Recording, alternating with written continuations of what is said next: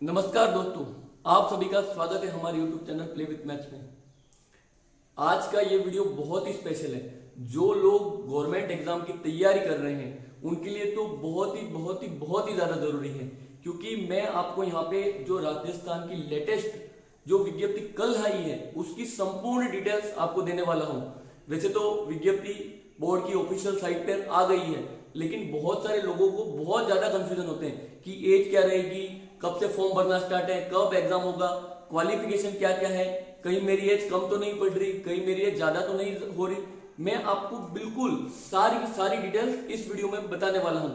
तो अगर अभी तक आपने हमारे चैनल को सब्सक्राइब नहीं किया है तो प्लीज उसे सब्सक्राइब कर लें, क्योंकि मैं इसी तरह की वीडियो यहाँ पे लाता रहता हूँ। मैं यहाँ पे जो नई वैकेंसी आएंगे उनके बारे में पूरी जानकारी देने वाला हूँ, जो एग्जाम कब होगा उसकी डेट, एक्सपेक्टेड कट ऑफ, और साथ ही साथ मैं यहाँ पे मैथ्स भी आपको पढ़ाऊंगा।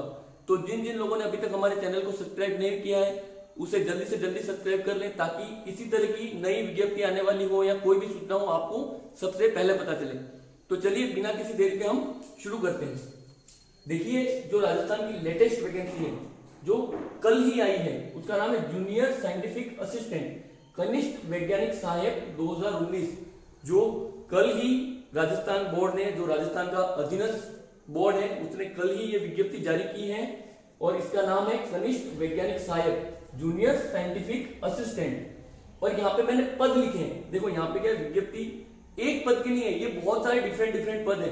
ये वैसे टेक्निकली आईबी में जो लोग जो काम करते हैं उनके लिए ही ये पद है। तो यहाँ पे 7 अलग अलग पद है।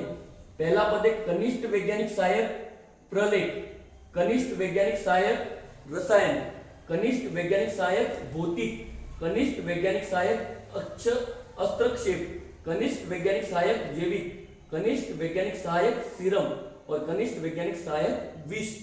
मैं आपको इनकी पूरी, इसमें क्या सिलेबस होगा, कौन कौन लोग क्वालिफाई है, वो पूरी जानकारी दूंगा। बस मैंने अभी आपको नाम बताए हैं। तो देखिए, है तो सभी पद कनिष्ठ वैज्ञानिक सहायक के, लेकिन पद सभी अलग अलग है। एक प्रलेख है, रसायन है, भौतिक है, हस्तक्षेप है, जैविक है, सीरम है और विष है।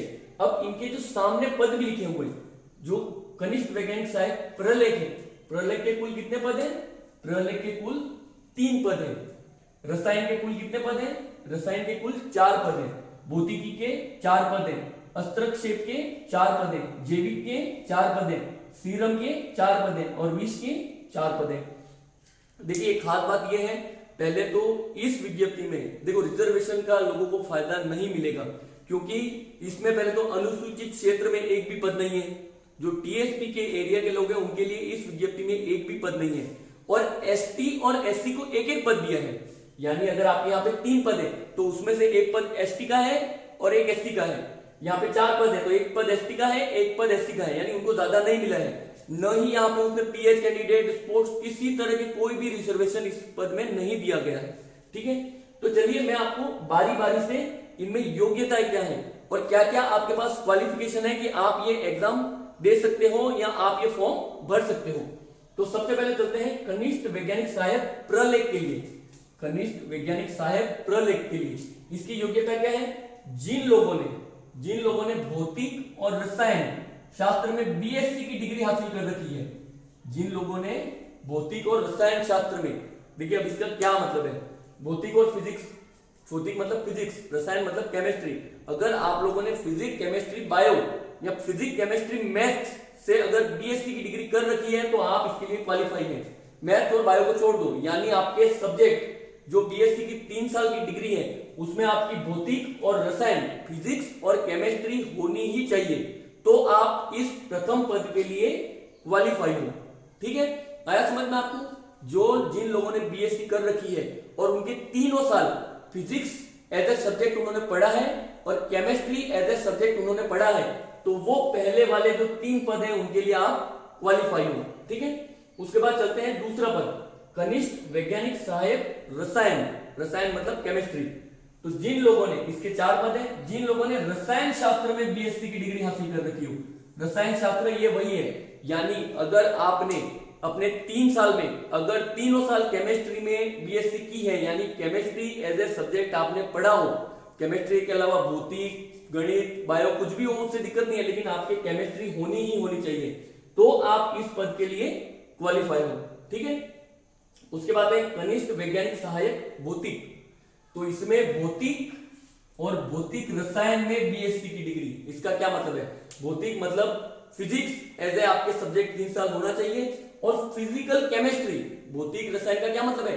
केमिस्ट्री में एक स्पेशल पार्ट है, जैसे ऑर्गेनिक, इनऑर्गेनिक, और उसी तरह फिजिकल केमिस्ट्री। तो अगर आपने फिजिकल केमिस्ट्री की बुक भी पढ़ी है, यानी एज ए सब्जेक्ट आपके फिजिकल केमिस्ट्री रही है, फिजिक्स और फिजिकल केमिस्ट्री दोनों, तो आप ये थर्ड पद के लिए जो भौतिकी है उसके लिए क्वालिफाई है। ठीक है, चलते हैं नेक्स्ट पद। चौथा पद है कनिष्ठ वैज्ञानिक सहायक अस्त्रक्षेप।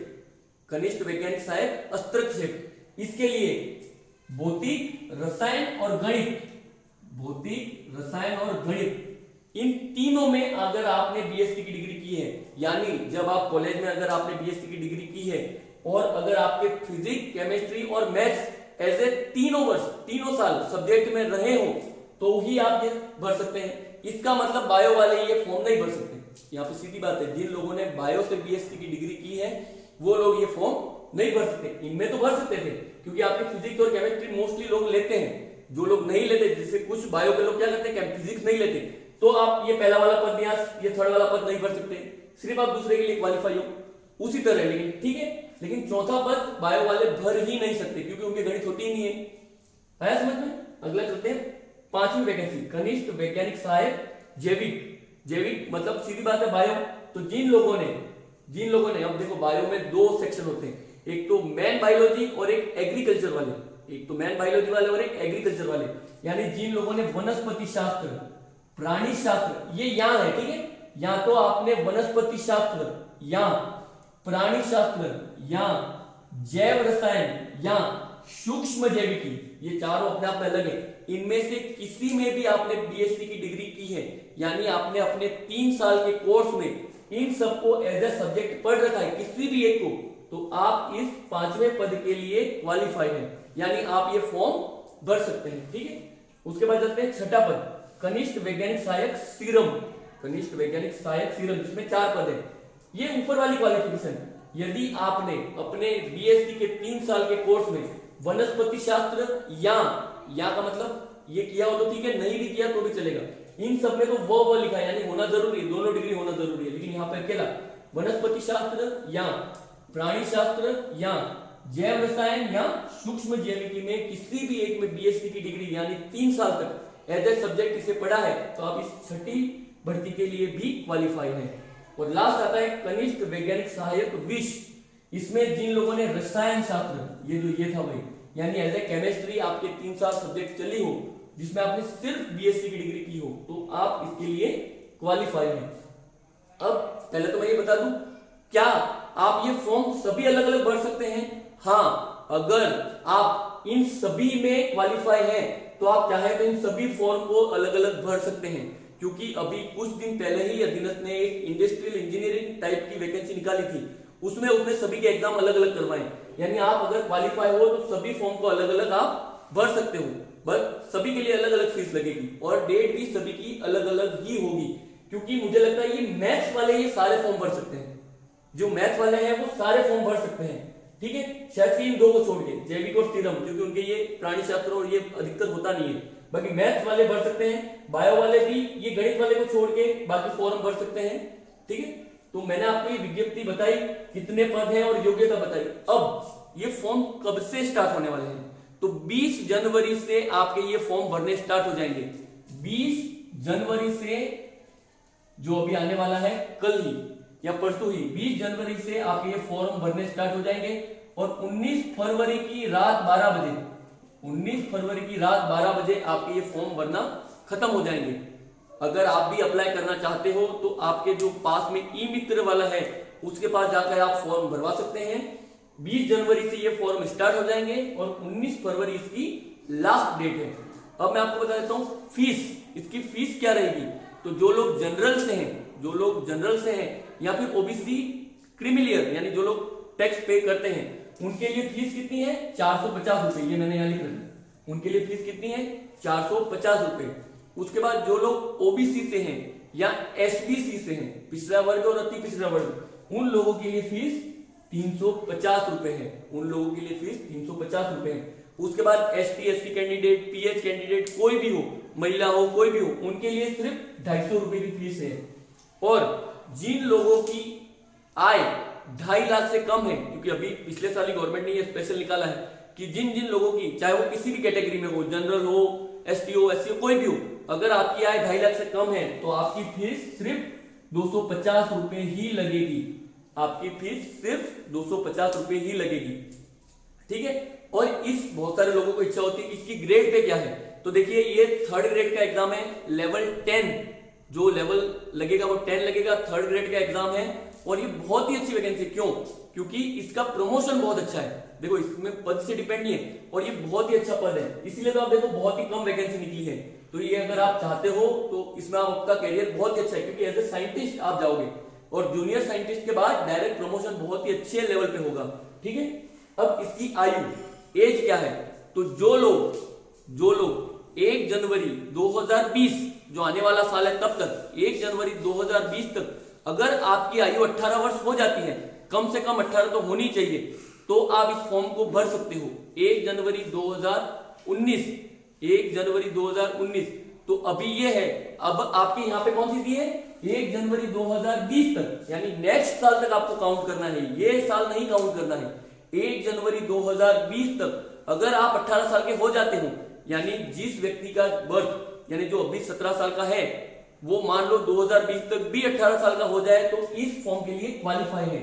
1 जनवरी 2020 तक अगर कम से कम 18 वर्ष और ज्यादा से ज्यादा 40 वर्ष, यानी 40 से ज्यादा नहीं होना चाहिए, कम से कम 18 वर्ष 2020 तक और ज्यादा से ज्यादा 40 वर्ष 2020 तक, यानी जो 2019 में 40 या 39 के बीच में है वो फॉर्म नहीं भर सकता, क्योंकि 2020 के हिसाब से आप 40 क्रॉस हो, तो आपकी कम से कम आयु 18 वर्ष है, अधिक से अधिक आयु 40 वर्ष है। कहां तक, 2020 के हिसाब से, 1 जनवरी 2020 के हिसाब से, ठीक है।